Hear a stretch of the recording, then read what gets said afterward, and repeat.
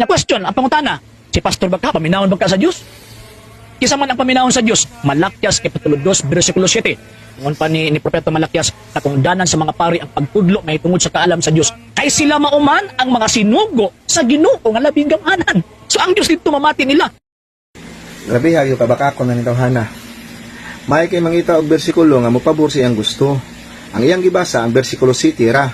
Wala niya basahan bersikulo 8. Ano man, mahadlok siya may bawaan kung unsa sa kabakakon. Atong balikog basa ang iyang gibasa.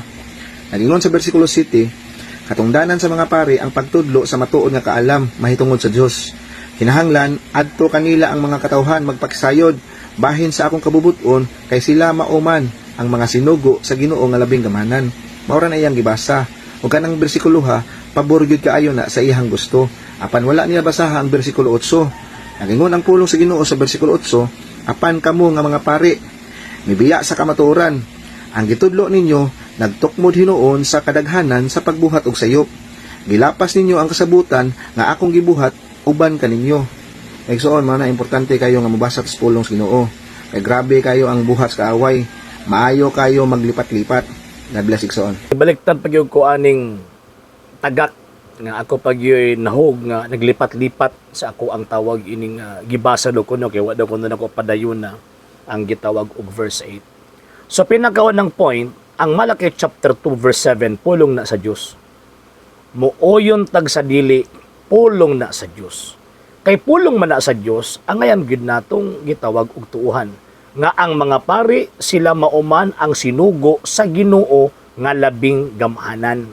Kay kabubuton sa Ginoong Dios nga ang iyang suguon mga pari. So buti pasabot objectively speaking mga sir ug mga ma'am, wala siya laing gipili nga magtudlo concerning sa iyang kahibalo, concerning sa iyang kaalam, mga pari wa niya nagitugyan sa lain. Pero sa Malaki chapter 2 verse 8, ang presenting pari at the time wala mo tuman. Mo bitaw gigamitan og pronoun kamo. Apan kamo nga mga pari, buti pasabot presente nga mga pari at the time sa dihang gipamulong sa Dios. Katong giingon niya nga apan kamo nga mga pari, wa kamo mutuman sa kabubuton. Nga naman kay at that time wala mutuman ang mga pari. Nga ing gipilit kani adto sa kabubuton, nagtukmo din noon sa kadaghanan ngadto sa gitawag og kalaglagan. Pero ang pangutana, nawala ba ang gitawag og kamatuoran nga ang mga pari sinugo sa Ginoo nga labing gitawag og gamhanan? Wala mawala oy, wala mawala. Kung maingon sila nga gilipat-lipat nako ang pagbasa, gito lang ko nibasa verse tawag ining 7, wa nako lahusa sa verse 8, dili man na paglipat-lipat kay nga ko ang punto akong tumuog tinguha nga atong gipahimug-atan nga ang mga pari sinugo sa Ginoo nga labing gamhanan. Wala ko'y labot anang tawag ining na nagbabadlong nga mga pari at the time. Kaya siguro na maging babadlong, dili man tanan. Nga mga pari tarong, nagitawag ini mga yabag yun. Pero di po tanan mga yabag. Naapoy gitawag og mga tarong. So kanang giingon sa Malaki chapter 2 verse 8, refer na dito sa mga pari nga mga yabag kaniadto. Kaya kung ato ang sundon ang pangunahon na aning atong amigo, kung mo kay pari, wa mo sunod sa kabubuton sa Ginoo nga labing gamhanan, unang maiguan na si Kristo. Nga naman, Hebrews chapter 3 verse 1, si Kristo apostol ug pangulong pari sa pagtuo. San Pablo, Romans chapter 15 verse 16, nag-alagad isi pari. San Pedro, ingon pa niya, sa akong isig ka pari. Nagsulat siya sa 1 Peter chapter 5. So buti pasabot, kung ratsadahon ni mo na tanan, nagpasabot nga ikaw ang nagpili-pili. Kini nga tong amigo nga tagak. Mo'y nagpili-pili ug unsa gusto lang niyang basahon, di niya gusto basahon ang kinatibukan. So mahulog nga kung sundon nato ang kini nga pangunahuna, mahulog nga daghan ang mga igo sa sayop nilang interpretasyon. Man ang gingon ni San Pedro. 2 Peter chapter 3 verse 15 to 16 nga naay mga butang nga lisod sabton sa mga sulti San Pablo nga gituis sa mga walay alamag ug mga matutuhon sama sa ilang gihimo sa ubang bahin sa kasulatan. Usa na Malaki chapter 2 verse 8 ang ilang una-una pasinting pari karon ako pay inong gitawag og nangilad. Wrong. Kamo ang mangingilad. Nga naman kay wa as Biblia mga pastoy nga nang buto ning gawas lang after 16th century gisugo sa Dios wa as Biblia na. Malaki chapter 2 verse 8, again, referring na sa mga pari nga presente at the time. Wa pa ni abot si Kristo. Tungod kay dili man hingpit ang mga pari kaniadto mao nang mianhi ang hingpit nga pari. Hebrews chapter 3 verse 1, pangulong pari sa pagtuo nga atong gihuptan. Among gihuptan, no? Di mo milabot. Di mo gitawag og mo'y pari. Si Kristo pari.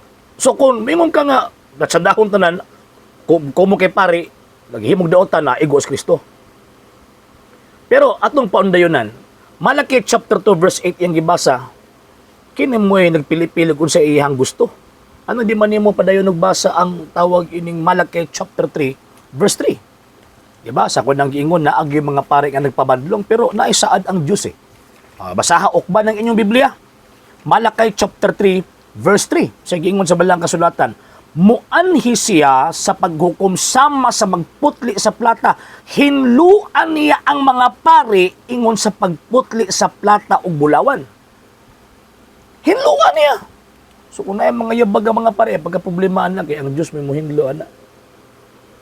Ang waas Biblia, ang mga pastoy, sa mga tagak, mga sulpot, mo hinluan, waan na as Biblia. Wa po na as Biblia, nga niingon ang Ginoong Diyos, mga pastoy ang isugo. Kanang pastoy nga nang buto lang after 16th century, waan na as Biblia. Disgrasya ng kabakakon ining atong amigo. Nga naman, tungod kay, ihulog niya nga, basta pari. Wala mo tuman sa gisugos Ginoong Diyos, patay sa Kristo. Disgrasya sa Kristo kay pari man. O, di ba kakon, di ba? Mao ni bakakon. O niya, ang interpretation na gihimo niya, gi-interpretar niyang nakasulat, subay lang sa iyang kaugalingong panguna-una. Wa siya mo gamit og tools of interpretation. Mo lagi na sunod. Tama gina magbasa ta og bala ang kasulatan. At the same time, sabton pud natog tama. O niya ang makatudloan na ang iglesia ng gitukod ni Kristo. Mo nang kamo nga mga tagak, di mo makatuod ana nga naman kay ang inyong kahibalo, tawhanong kahibalo, kay ang inyong pundok gitukod lang og tao, way kalabutan ug way koneksyon sa Ginoong Jesucristo nga naay divine knowledge and divine wisdom. Okay? So, ang mangingilad dili ako, kamo ang mangingilad. So, biski sa mga kauban aning ato ang amigo, mo ni mga tawhan na ang mangingilad in terms of faith. Sa hindi pa po nakapag-follow sa mga pages po natin, i-follow nyo po yung mga pages po natin, RJ Horolanciano II, TV Apolia Punto Argumento page, Kuya Apologist TV page, and RJ's Vlog 2022. And pwede rin po kayo mag-send po dyan ng Facebook stars. And also, sa ating po mga channels, sa hindi po nakapag-subscribe, subscribe po ninyo yung mga channels natin, Dalay Catholic, Apologist International Official, RJ Sano II TV, Kuya Apologist TV, and Barrio Kawayan Religious Forum. And pwede rin po kayo mag-send po dyan ng super sticker, super chats, and super thanks. And maraming salamat po sa mga kapatid at mga Katoliko na ulis pong tumutulong sa programa po natin. Maraming salamat po. Nang dahil po sa tulong at suporta po ninyo, ang programa pong ito, until now, andito pa rin po sa social media. And until now din po, nangangailangan pa rin po tayo sa tulong at suporta po ninyo dahil wala po kayong magagawa rito mga sir, mga ma'am, kung wala po yung tulong at suporta po ninyo. Sa gusto pong tumulong, sa gusto pong sumuporta, pwede po ninyong ipadala ang tulong at suporta po ninyo sa pamamagitan po ng ating mga account numbers dyan po sa ating pong screen. And pwede nyo po kaming i-message sa ating pong page kung via remittance po yung papadala po ninyo. Maraming salamat po in advance.